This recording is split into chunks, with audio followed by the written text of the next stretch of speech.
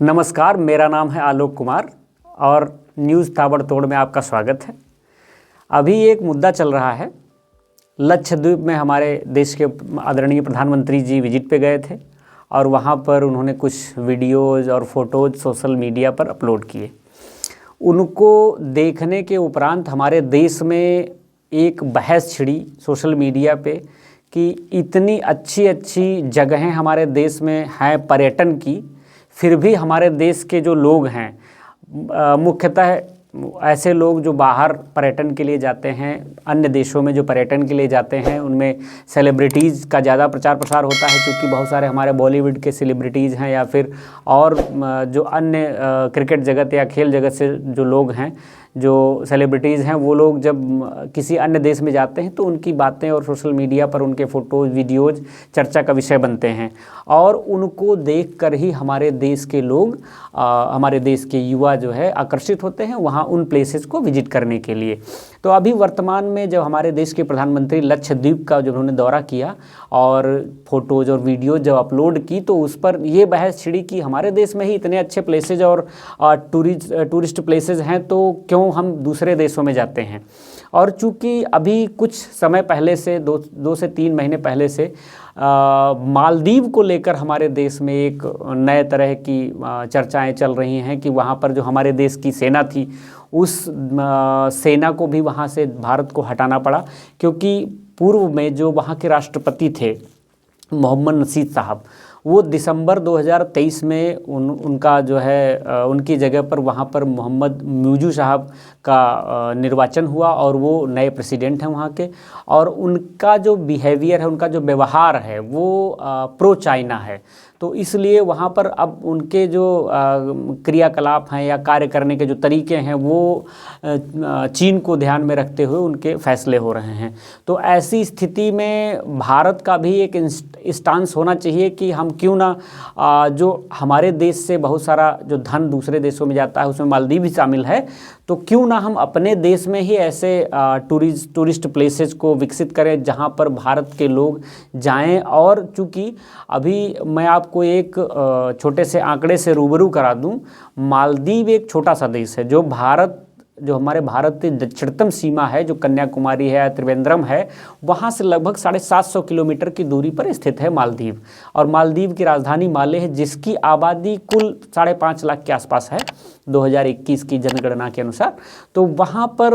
जो टूरिज़्म है वो एक लार्ज स्केल पे है और वहाँ की जो टोटल अर्थव्यवस्था है, इकोनॉमी है, वहाँ लगभग 17% उसका योगदान उस इकोनॉमी में है। और जो विदेशी मुद्रा का अर्जन जो मालदीव सरकार करती है उसमें 40% योगदान उस विदेशी मुद्रा में उसके टूरिज़्म सेक्टर से आता है। तो वहाँ के लिए टूरिज़्म सेक्टर एक महत्वपूर्ण सेगमेंट है उस सरकार और उस देश के लिए।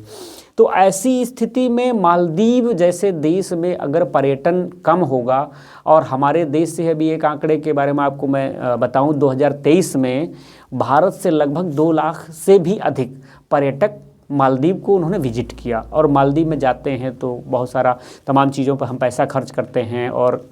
होटल्स पे, फ्लाइट्स पे, और वहाँ जाते हैं तो कुछ परचेजिंग करते हैं, टहलने, घूमने, खाने पीने में। तो किसी भी देश में जब हम घूमने जाते हैं, पर्यटन पे जाते हैं या फिर वहाँ पर किसी भी कार्य के लिए हम जब जाते हैं तो हम या तो किसी एक इंटरनेशनल मुद्रा का वहाँ पर चलन होता है या फिर उस देश की मुद्रा से हम वहाँ पर परचेजिंग करते हैं और खर्च करते हैं। तो उससे क्या होता है, उस देश की विदेशी मुद्रा भी बढ़ती है, विदेशी मुद्रा उनको प्राप्त होती है। तो इसी एक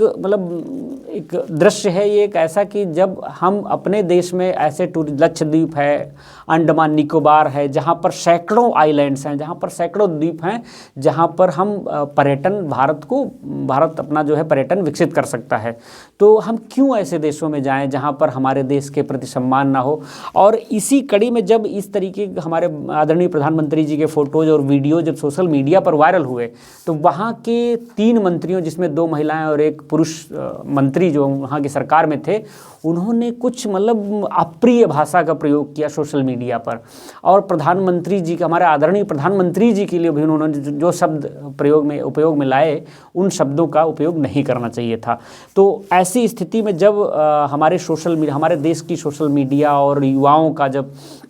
चर्चा होने लगी और उस पर जब प्रधानमंत्री जी के बारे में इस तरीके की बातें हुई तो हमारे देश के जो सोशल मीडिया पर लोग हैं, हमारे युवा हैं, उन्होंने भी मालदीव के बारे में क्रिटिसिज्म किया और उस क्रिटिसिज्म के साथ साथ उन्होंने इस तरीके की मतलब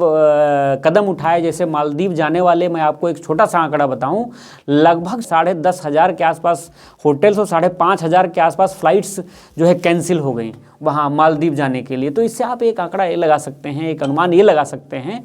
कि हमारे देश में इस तरीके की बातें हुई तो मजबूरन वहाँ की जो सरकार है मोहम्मद मुर्जू के नेतृत्व में, उन्होंने तीनों मंत्रियों को सस्पेंड कर दिया और साथ ही एक सांसद भी उसमें थे, उन सांसद को भी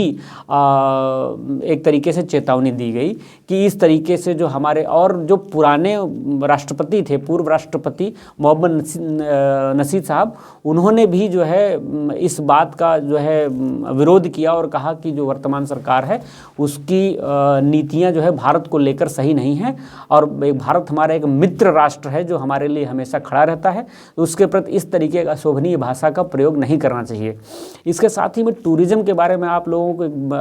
आंकड़े से रूबरू कराना चाहता हूं। फोर्ब्स मैगजीन है, इंटरनेशनल अंतर्राष्ट्रीय मैगजीन है फोर्ब्स, उसमें एक 2023 में एक आंकड़ा आया था जिसमें ये कहा गया कि भारत जो 50 most eligible tourism beautiful places हैं या ब्यूटीफुल देश हैं दुनिया भर के, उनमें भारत का 7वां स्थान है और यहाँ पे बहुत सारे यूनेस्को धरोहर्स हैं जिनको जो है हम विजिट कर सकते हैं, देख सकते हैं। तो इतना सुंदर देश होने के बावजूद हम दूसरे देशों में जाते हैं और हम भारतीय जनता से और विशेषकर जो हमारे सेलिब्रिटीज़ हैं उनसे जो है अपील करना चाहते हैं कि जो दुनिया भर के जो विकसित कंट्रीज़ हैं, जो डेवलप्ड कंट्रीज़ हैं, वहाँ के जो प्लेसेस हैं, टूरिस्ट प्लेसेस हैं, उनको आप विजिट करते हैं, सोशल मीडिया पर उनका प्रचार प्रसार करते हैं, उसकी अपेक्षा हमारे देश में ही बहुत सारे ऐसे धार्मिक स्थल हैं या फिर बहुत सारे ऐसे विजिटिंग प्लेसेस हैं जहाँ पर टूरिज़्म का इतना बड़ा स्कोप है कि दुनिया भर के किसी भी हिस्से में नहीं होगा उतना। तो उसको हमारे सेलिब्रिटीज़ को ध्यान में दृष्टिगत रखते हुए और प्रचार प्रसार करना चाहिए ताकि भारत का टूरिज्म सेक्टर जो है बढ़े और हमारे देश में जो विदेशी मुद्रा का आवर्जन है वो और बढ़े। इससे जो है हमारे देश की इकोनॉमी में भी प्रभाव पड़ेगा और हमारे देश में जो बेरोजगारी की स्थिति इस समय विकराल रूप में है उस पर भी इसका प्रभाव पड़ेगा और बहुत सारे हमारे युवा पर्यटन क्षेत्र में रोजगार भी प्राप्त करेंगे और हमारे देश को विदेशी मुद्रा का भी लाभ होगा। धन्यवाद।